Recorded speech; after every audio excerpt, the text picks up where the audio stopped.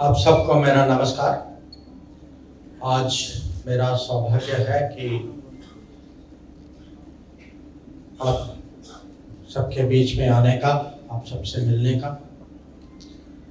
और शुरुआत में मैं पहले ये कहूँगा कि उड़ीसा में आकर उड़ीसा की संस्कृति, उसकी विरासत, उसका इतिहास, यहाँ की अस्मिता, यहाँ का गर्व जो है, ये पूरा भारत पहचानता है।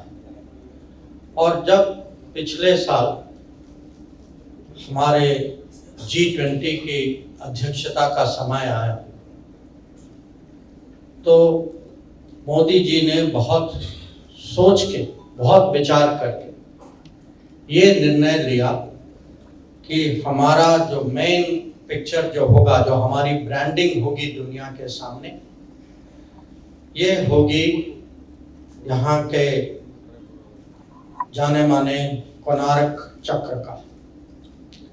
और ये दर्शाता है कि उड़ीसा की संस्कृति खुद हमारे प्रधानमंत्री को और हम सबको इसका महत्व क्या है।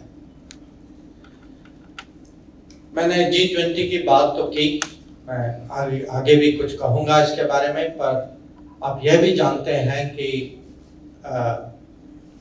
G20 हम लोगों ने एक उत्सव के तरीके से मनाया था।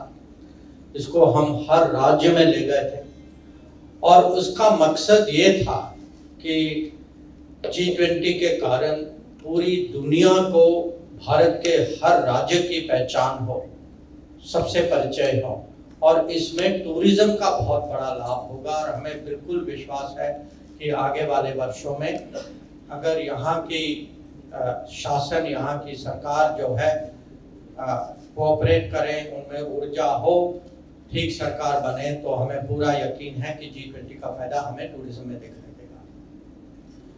अब आप सब जानते हैं कि मेरी जिम्मेदारी तो विदेश नीति है। इसके बारे में भी मैं कुछ कहना चाहूँगा। उड़ीसा विदेश नीति और उड़ीसा राज्य का कनेक्ट। यहाँ के लोग जो हैं, इनमें बहुत टैलेंट है, बहुत स्किल है। दुनिया भर बहुत सारी जगह जाते हैं, कहीं रोजगारी के लिए जाते हैं, कहीं प्रोफेशनल होते हैं, पढ़ाई के लिए जाते हैं। और पिछले जब से मोदी सरकार आई, एक बहुत बड़ा परिवर्तन जो हम लाए थे ये था कि पासपोर्ट का इशू, इसको हम कैसे, और उसकी प्रक्रिया हम कैसे और सरल बनाएं। और मोदी सरकार के कार्यकाल में हमने उड़ीसा स्टेट में 20 पासपोर्ट सेवा खोले हैं, ये पोस्ट ऑफिसेस में है। और इसके कारण हर साल यहाँ 1.25 लाख पासपोर्ट इशू होते हैं, जो पहले की तुलना में बहुत ज़्यादा। अब पासपोर्ट इशू होते हैं तो यहाँ के नागरिक जो हैं दुनिया भर, तो स्वाभाविक है कि वो बाहर भी जाते हैं। और जब बाहर जाते हैं तो आप, आज की दुनिया ऐसी है कि संकटें आती हैं। और आपने तो सुना है कि मोदी की गारंटी जो है दुनिया सीमा से बाहर भी काम करती है। कोई फंस जाता है तो ये हमारा कर्तव्य है, हमारा आश्वासन कि हम उनकी देखभाल करेंगे। और मैंने ये देखा है कि पिछले कुछ सालों में जब यूक्रेन में युद्ध चल रहा था और हम ऑपरेशन गंगा हमने चलाया था, उस समय करीब 400 उड़ीसा के नागरिक वापस आए। पिछले साल सूडान में भी लड़ाई युद्ध हुई थी, उस समय में भी करीब 86 लोग जो हैं उड़ीसा के हम वापस यहाँ ले पाए। और हाल ही में जब इजराइल में जब आक्रमण हुआ, जो आतंकवादी घटना हुई, उस समय उड़ीसा के 20 लोग थे। तो मैं आपको इसीलिए कह रहा हूँ कि उड़ीसा जो है खासकर प्रधानमंत्री के लिए पर्सनली और हम सब के लिए एक बहुत महत्वपूर्ण स्टेट है। हम इसके कल्चर को बहुत मानते हैं, इसके इतिहास को बहुत मानते हैं, और इनके स्टेट की टैलेंट और स्किल को हम इसको बहुत बल देते हैं। अब सेंट्रल गवर्नमेंट की ओर से आप लोग ये भी जानते हैं कि पिछले 10 साल में उड़ीसा के लिए बहुत स्टेडी कंसिस्टेंट बहुत भारी मात्रा में सपोर्ट मिली है।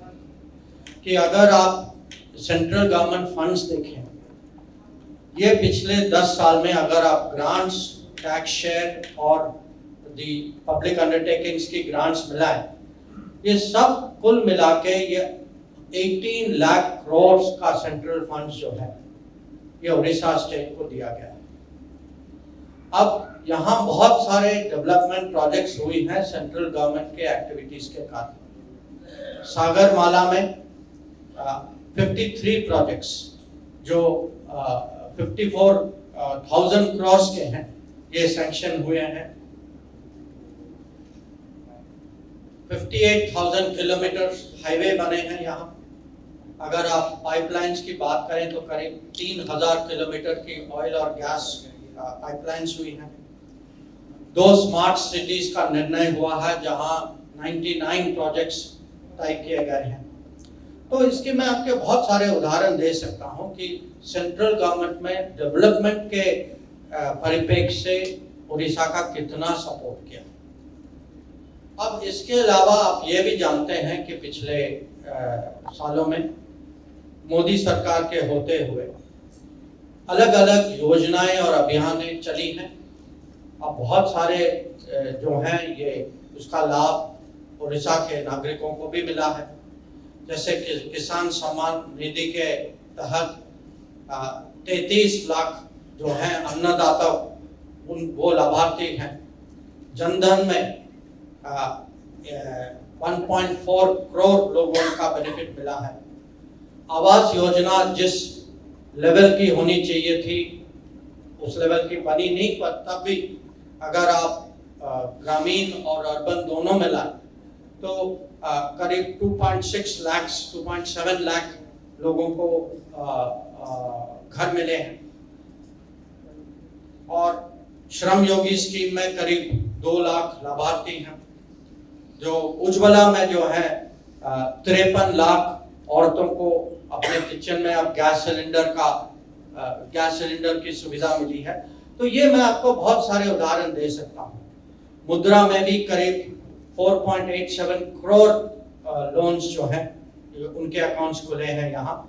और स्वनिधि में 54,000 बेनिफिशियरीज लाभार्थी हैं यहाँ उड़ीसा में। तो सेंट्रल गवर्नमेंट की ओर से सपोर्ट आता रहा है, आता रहेगा।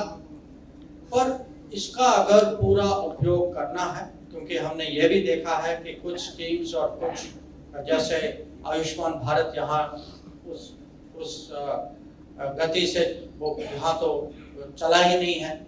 और कुछ और भी हैं जैसे किसान सम्मान निधि, इसका जो इसको कैसे आगे बढ़ाना है ये भी एक विषय है।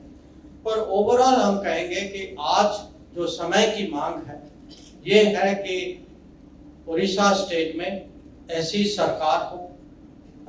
सरकार हो जो मोदी सरकार के अच्छे पार्टनर हो, कि उनमें उतनी एनर्जी हो, उतनी कमिटमेंट हो, उतना, क्योंकि इस स्टेट में इतने रिसोर्सेस हैं कि जितने रिसोर्सेस हैं उसकी तुलना में यहाँ उतनी डेवलपमेंट नहीं हुई है, उतने मैन्युफैक्चरिंग उतना आगे बढ़ा नहीं है। तो हमें पूरी अपेक्षा है कि यहाँ के पब्लिक जो है, यहाँ के मतदाता जो है, एक तो मोदी जी के हाथ मजबूत करेंगे दिल्ली में कि हमें अच्छे मार्जिन से वहाँ दिल्ली में संसद में हमारा बहुमत।